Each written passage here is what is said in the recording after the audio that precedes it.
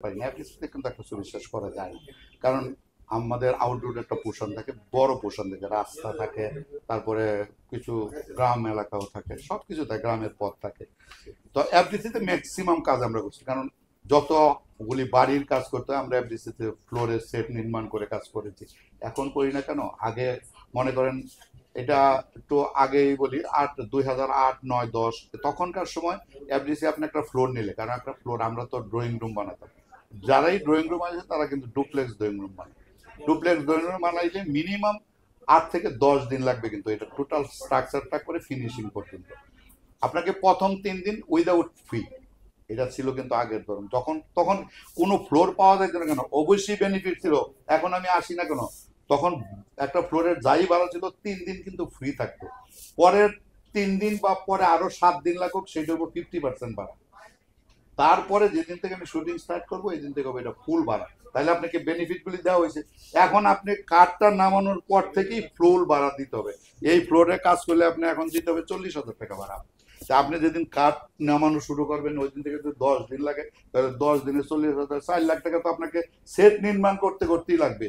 তাহলে কে বানাইতে আসবে? তারপরে যদি আবার 10 দিন শুটিং লাগে, তাহলে 4 লাখ, 4 লাখ, 8 লাখ। ওই 4 লাখের সাথে আবার ইলেকট্রিসিটির বিল আসবে, ব্যাট আসবে, মেকআপ রুম অ্যাড হবে। তার মানে আপনি মনে করে দেখেন কত টাকা এখানে একটা বিল আসবে একটা সেট কভার করার জন্য। এইটা হচ্ছে এফডিসি তাদের বুঝতে হবে। এখন এই বোঝার দায়িত্বটা তাদের। আমরা বলে আসছি যে আপনারা এই করলে আমরা আবার কাজ করতে আসবো, না হলে যেমন আমি দেখেন, এখন বড় ড্রয়িং রুম বানানো কষ্টসাধ্য ব্যাপার হয় আমাদের, কিন্তু আমি তো বললামই যে সিনেমা কিন্তু একেবারে মাটির সাথে মিশে গেছে। সিনেমা হল আছে এখন 30 থেকে 35, হাই 40টা।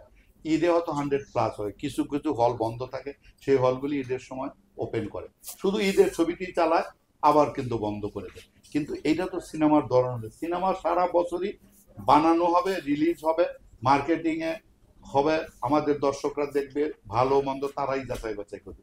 এখন যদি শুধু দুই ঈদ কেন্দ্রিক সিনেমা হয়, তাহলে এই সিনেমা তো এখানে কেউ টিকবে না, ইন্ডাস্ট্রি টিকবে না, ইন্ডাস্ট্রির লোকজনও টিকবে না।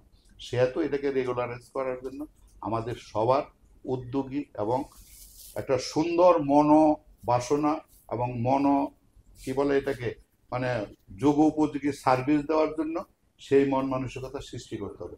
তাহলে এখানকার ইন্ডাস্ট্রি সার্ভাইভ করবে, নতুবা যে অবস্থায় আছে সেই অবস্থা থেকে পণ একেবারে ডেস্ট্রয় হয়ে যাবে।